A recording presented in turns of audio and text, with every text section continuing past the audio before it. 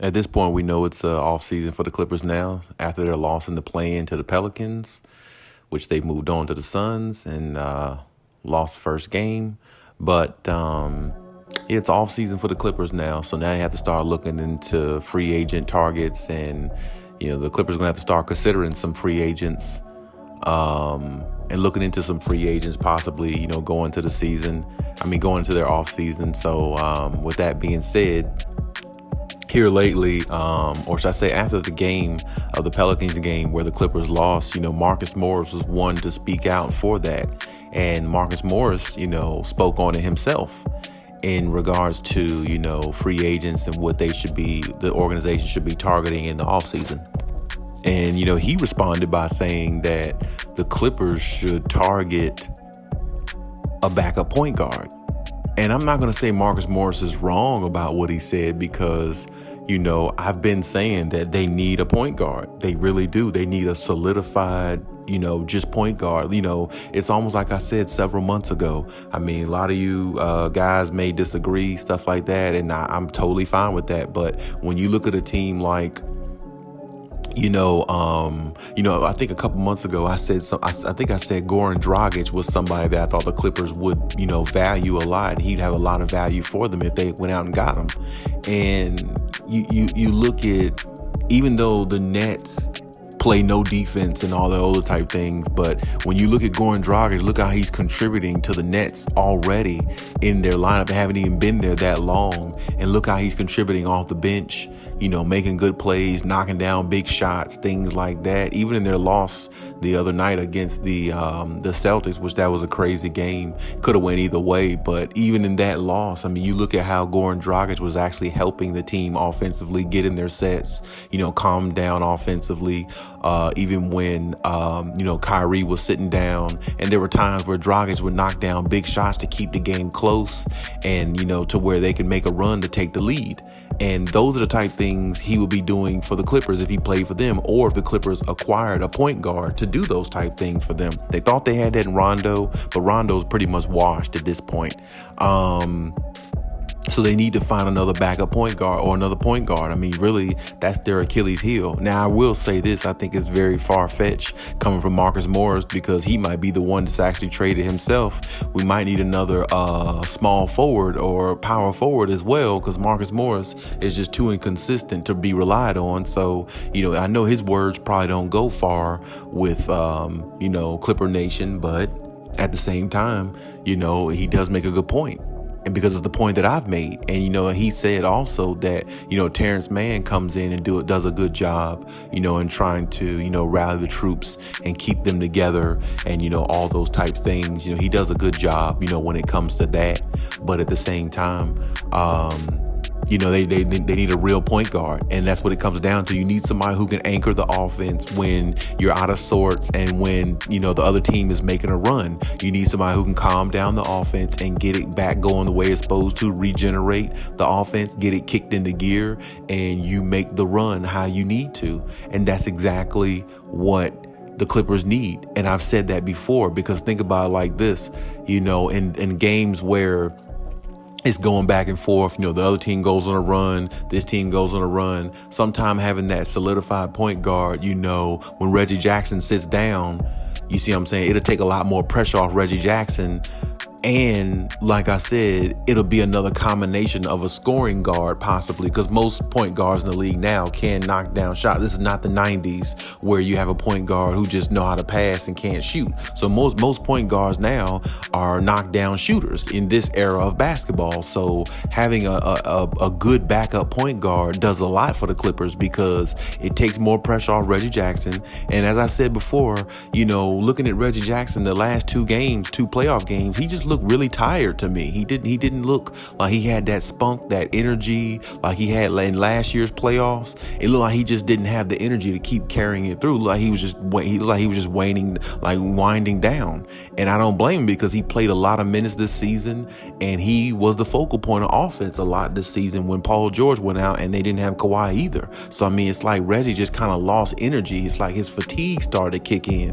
And I definitely understand that because going from a third best player to the number one guy on the team because both the other superstars are out, it takes a lot out of you during the season in which they fought so hard to get to where they got to, just to be in the play-in tournament, to secure a spot, and they lose. Because I feel like Reggie Jackson, he played, fairly well, but I mean, he just looked fatigued to me, and he wouldn't be that fatigued if they had another solidified backup point guard that they can utilize that can go out there and put up points the way Reggie can. Because Reggie can control the offense a little bit, and he can score on his own. And see, if they had a really solidified backup point guard, it would take more pressure off Reggie Jackson. He would get more rest. He could sit more minutes, and they can utilize him in crucial parts of the game rather than ride him the whole game like they done pretty much throughout the season. When PG went, or not say pretty much throughout the season, but they did that when PG went down. He had to take over, and it took a lot of, it put a lot of wear and tear on him.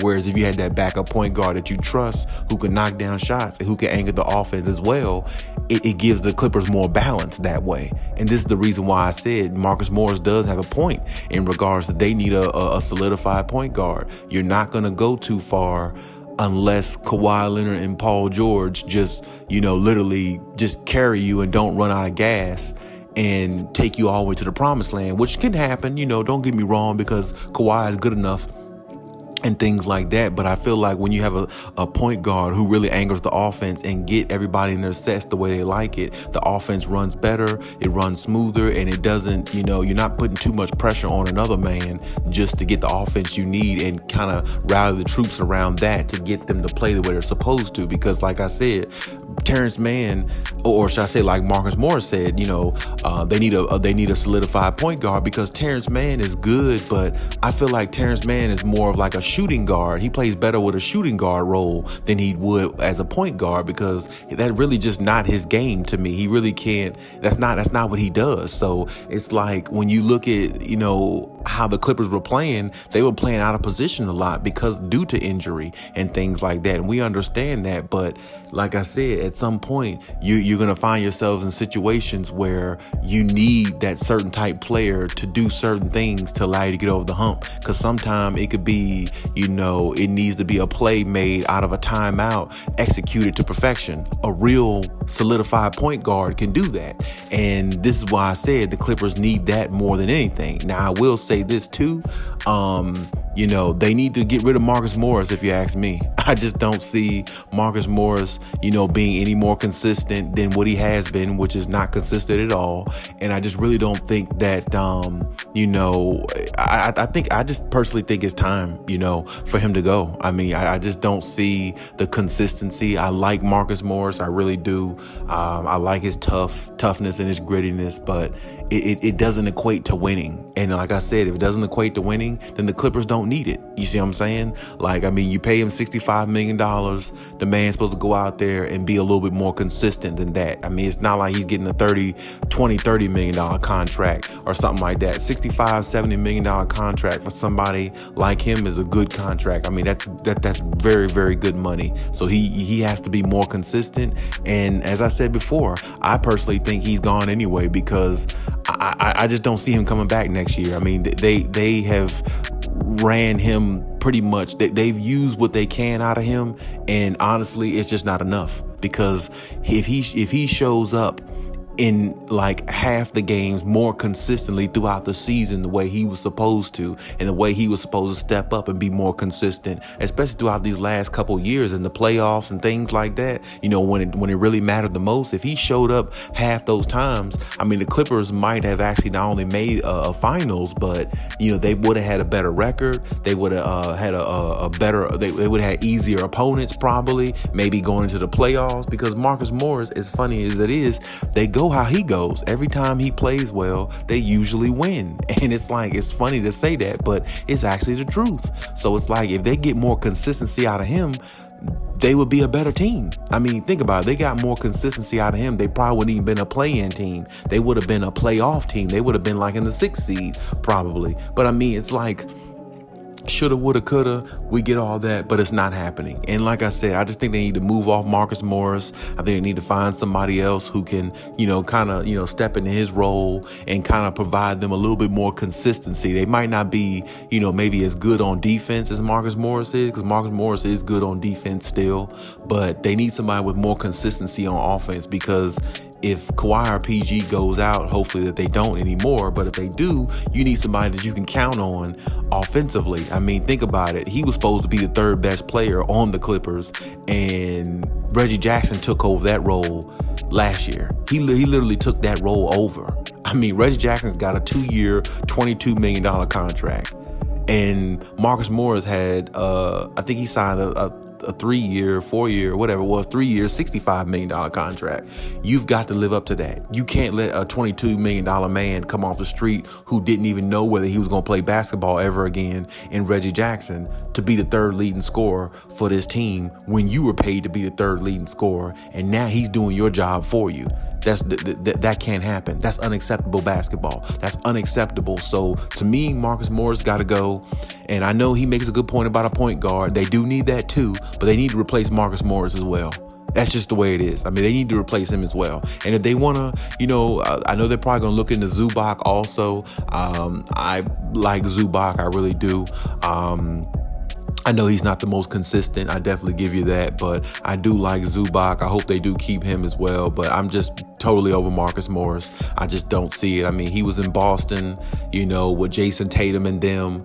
I thought they were going to make the finals that 1 year, but Cleveland ended up coming back to win that series. He's been on some good teams, him and his brother. His brother did end up getting a championship though, with the Lakers. So his brother, he's exemplified. He gets a pass. But Marcus Morris, you're good enough to help a team win a championship. You're just not playing like it. You're just not consistent enough. And I think the Clippers need to move on from him and try to get another high IQ basketball player in there. Because, I mean, really, like I said, Reggie Jackson makes up for his points a lot of times. And now that you got Robert Covington along with Powell, you really don't even need Marcus Morris anymore. So the Clippers, they definitely need to look into some free agents or some type of moves this offseason, because they got a couple moves they can make, whether it's him, whether it's, maybe Zubac, since a lot of people think Zubac needs to go. I like Zubac. I actually hope they keep him, honestly, because letting go of Serge Ibaka, you really don't have no other option now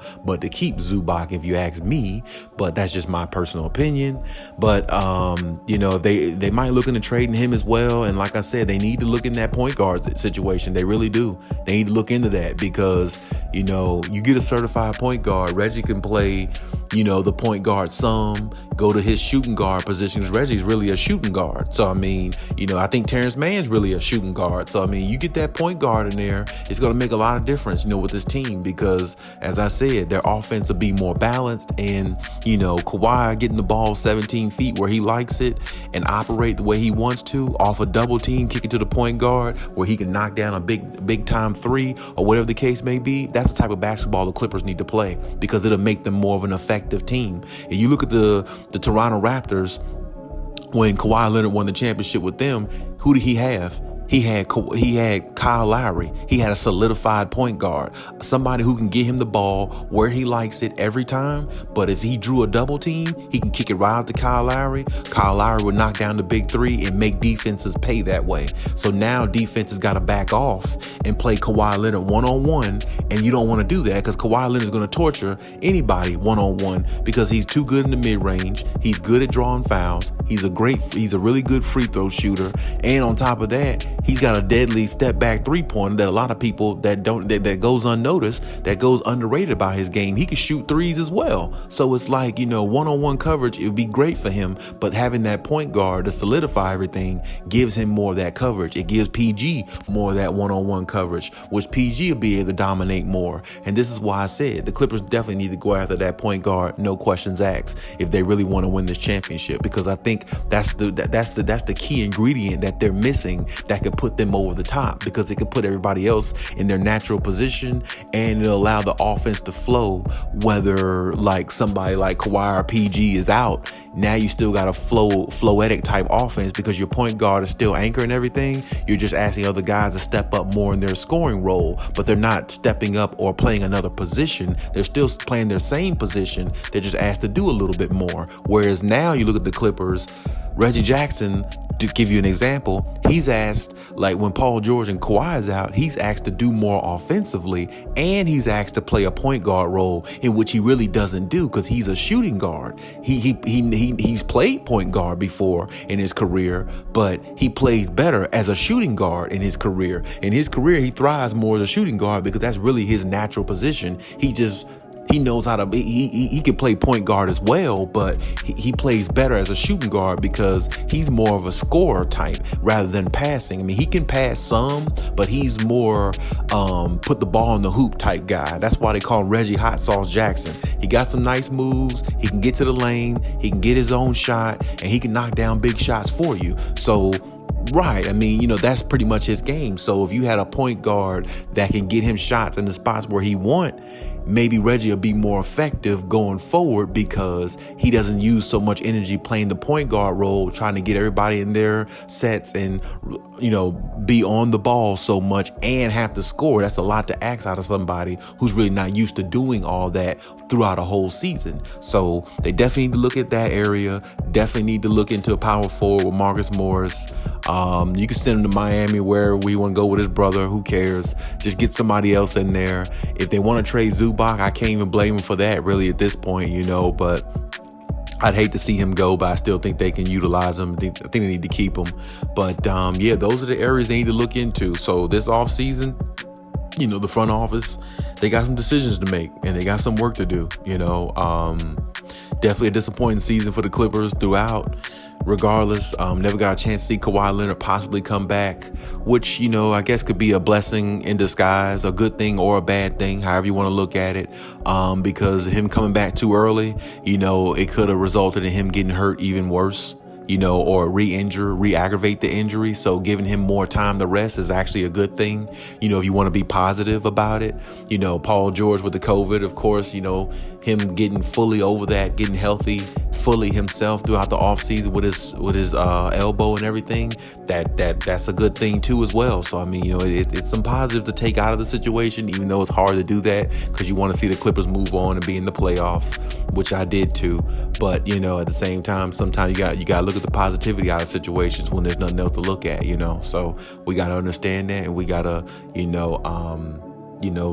that's just the way it has to be. So I'm definitely anticipating to see what moves they make here in the offseason, what targets they look at, because I'm pretty sure they're definitely gonna make some moves here. So I'm definitely anticipating to see what happens and how they evolve as a team. And going the next season, they got a lot of promise. So hopefully they live up to it and live out their dream and possibly win a championship. But hey, that's my take on everything. Leave any comments in the comment section as always. Hey, Khaliis out.